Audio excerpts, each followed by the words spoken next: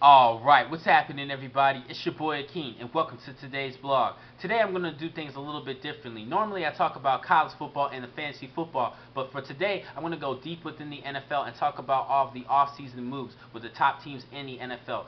Ever since the lockout, there has been a lot of trades, acquisitions, and cuts among the top teams in the NFL. I'm not going to talk about every team. I'm just going to talk about some of the biggest stories that we have heard thus far ever since the lockout. I'm going to start with the Baltimore Ravens in the AFC North Division. Now they picked up a great fullback at Vontae Leach. Now he was an all-pro back from the Houston Texans, and I think this could be a great benefit for Ray Rice.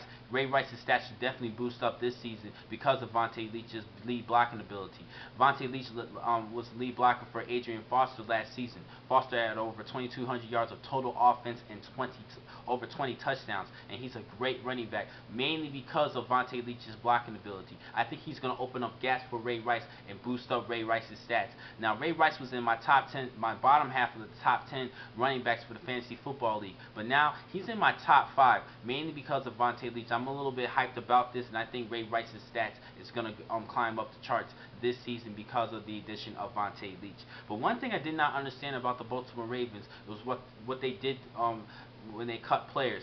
Now they cut their top receivers, Derek Mason and Todd Heap. Todd Heap, I was a little bit more shocked because he's been very consistent throughout his career in the NFL for the Ravens, and I was a little bit shocked about this. And Derek Mason, he had a good year last season as well, 800 yards receiving. Plus, he was the vocal leader for that offense. Now, Joe Flacco is the starting quarterback and the captain of that offense, but the real vocal leader for that team was Derek Mason. Derek Mason brought joy to the team, a positive vibe, and I think that was a bad move for the Baltimore Ravens. Now, the reason why they got rid of both of these players was mainly because of the salary cap. They had to cut back on some of the players because they were too expensive to keep on the team. But they might end up picking up Derek Mason for a lower amount of contract just to stay on the team. But we will see.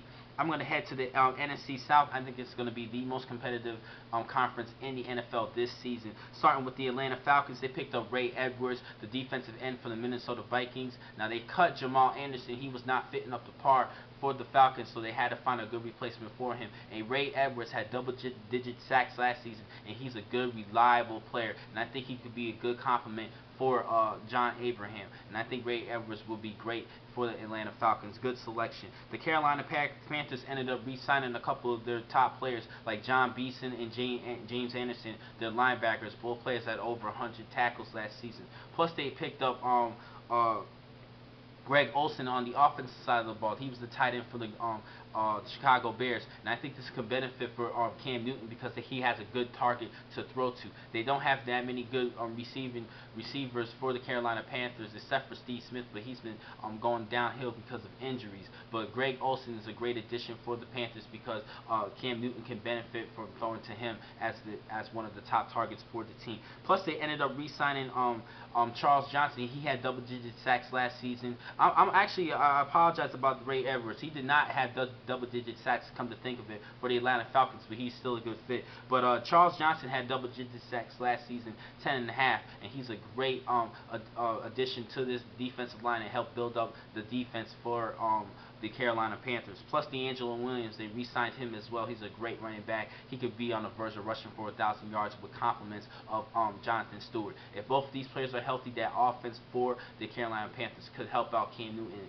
Newton and boom up this season. And plus, the Saints, I need to talk about them. They picked up Darren Sproles to replace Reggie Bush.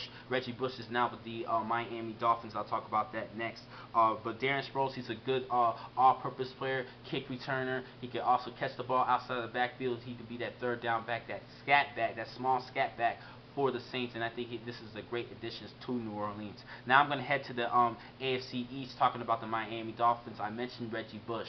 Now, they had Ronnie Brown and Ricky Williams, but they picked up Daniel Thomas from the Kansas State Wildcats in this year's NFL draft, and they picked up Reggie Bush. So we all knew about what was going to happen. They would have to end up trading one of the either Brown or Williams. Now, both players, I think they're still capable of doing well in the NFL. I'll talk about Randy Brown a little later. But I think that with the addition of Reggie Bush, I think he could run that wildcat offense and be that little all-purpose back. They'll get you a couple of yards coming out of the backfield as a receiver. He's a good receiving running back. And I think he can complement that passing game for Miami. Now, the New England Patriots, they had a good offseason. They picked up Ocho Cinco, the receiver from the Cincinnati Bengals. He's a good all-pro receiver, great hands. He had 60 catches last season because he was with Terrell Owens, but I think this year he could get to 80 catches at least with Tom Brady and company. And I think he could do just as well as Randy Moss did when he joined the Patriots. When Randy Moss was not with the Patriots, he wasn't doing too well when he was with Oakland. But as soon as he went to New England, Randy Moss became an all-pro and had 23 touchdown receptions in one season, breaking Jerry Rice's record. And I think we're going to pretty much see the same thing coming out of Ocho Cinco. Ocho Cinco is not done, and he is still the man. And he's not going to be a problem in the locker room. He's a character, but he is not a problem to the team. So I think Bill Belichick can handle him. And also, Belichick ended up picking up Albert Haynesworth from the Washington Redskins. And I really think he's going to have Haynesworth in check this season. It's a little bit of a rocky start, though, because Haynesworth has not made it to the practices yet. But I think he's going to have him in check and keep him in line for that defense. Belichick is a genius. He had a couple of picks. He has a couple of extra picks for this year's NFL draft coming up, and he's a genius. And he picked up great players in Haynesworth and Ocho Cinco. Now, the New York Jets, they ended up picking up Plexico Burress. Now, he was in jail for the past couple of seasons due to allegations of him firing his arm. He got arrested for that. Now, too bad for that. But the Jets ended up picking him up, and this is a great player. He's still big. He is still in shape. And I think with him, Braylon Edwards, and Santonio Holmes, they're going to have a great receiving corps. Happy for them. Next, I'm going to talk about the AFC West, starting with the Broncos. They picked up Willis McGahee. He was released from Baltimore, and I think he could complement Noshawn Moreno as he did with Ray Rice. This is a good pickup. And they also picked up Derek Harvey from the Jacksonville Jaguars. He was not fitting up to par for Jacksonville, and Jacksonville had to get rid of him. But Broncos decided to pick him up, and this is a little bit kind of weird though, because Jarvis Moss was not fitting up to par for Denver, and he was a Florida player just like Derek Harvey, and I think Derek Harvey needs to step up this season. And one question that everybody has in mind is Kyle Orton. Are the Denver Broncos going to get rid of him and send him to Miami? They're really talking to Miami and doing a trade with Kyle Orton. Now, the players of the Broncos, they really want Kyle Orton to be that starting quarterback. And I need to give Kyle Orton some love here. He had over 3,000 yards passing and over 20 touchdowns. And a lot of people put him down. And I think he needs to get a little love and get some recognition for this. He's a good, decent quarterback. We got to give him some compliments here. Come on, guys. Next, I'm going to talk about the San Diego Chargers. They picked up a good veteran linebacker in Takeo Spikes, and plus they ended up signing Eric Weddle. They re-signed him. He's now the highest paid safety in the NFL, which is, in my opinion, they paid him a little bit too much, but hey, good hustle for Eric Weddle. But they also picked up Bob Sanders. He's a great player, defensive player of the year a couple of years ago for the Indianapolis Colts, and when he's healthy, he is effective on the defensive side of the ball. Definitely look out for Bob Sanders. The Kansas City Chiefs, I was a little bit shocked with them. They ended up releasing Pro Bowl guard Brian Waters. He's a great player, veteran of the game, and plus he was one of the top 100 players voted by the players in the NFL. And I didn't really understand that trade, but I'm not going to really hate too much on that. Next, I'm going to talk about the NFC West.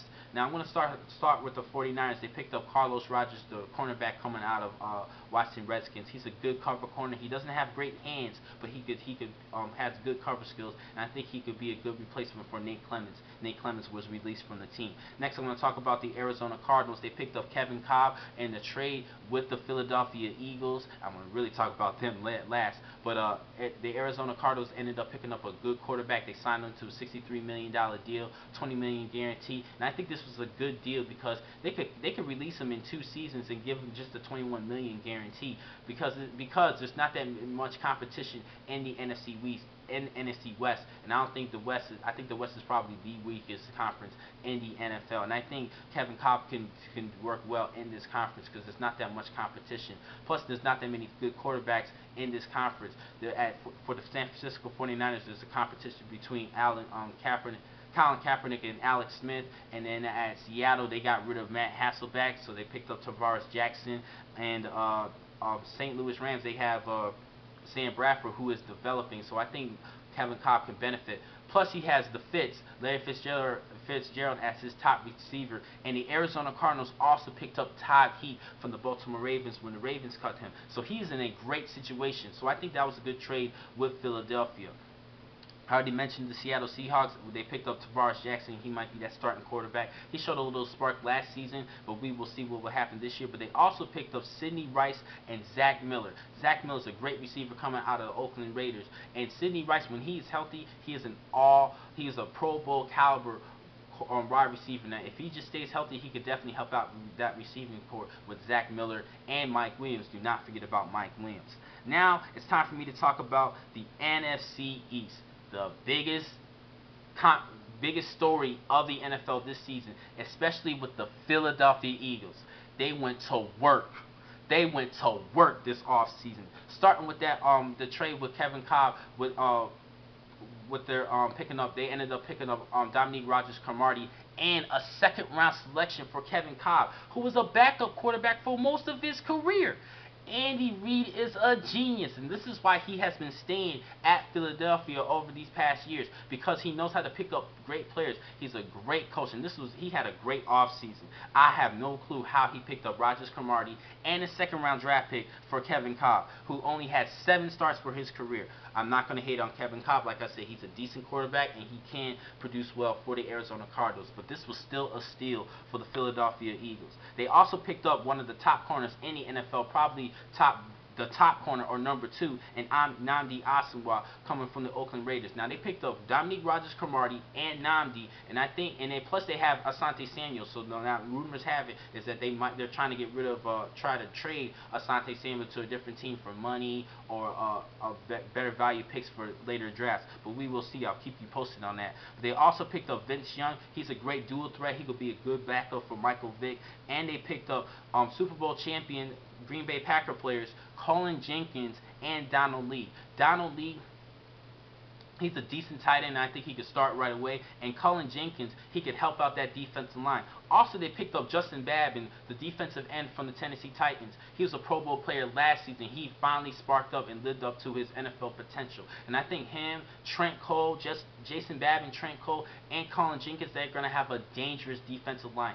The Eagles are pretty much set, and they have high expectations of making it to the Super Bowl this season. They have a great team. They had a great offseason, and I got to give them all love with that. They had a great offseason. Andy Reid is a genius, and I think they did pretty well during this offseason. But I'll keep you guys posted and talk about my opinions about later trades. But and also they picked up Ronnie Brown. I forgot to mention about that. Ronnie Brown, he ended up going to the Eagles. He could be a second-string running back to LaShawn McCoy and be a great compliment. Ronnie Brown's been banged up for most of his career, and I think with him being used as a complimentary back, a second-string back, he could stay healthy and help out get you those tough yardage that for third downs, and maybe even be a good 1-2 duo with LaShawn McCoy. But we will see. But the Eagles, they had a great offseason thus far, and they have high expectations this year in the NFL. And that's pretty much all I really have to say about all of these trades. And I'll talk about other ones later. But the Philadelphia Eagles, A+.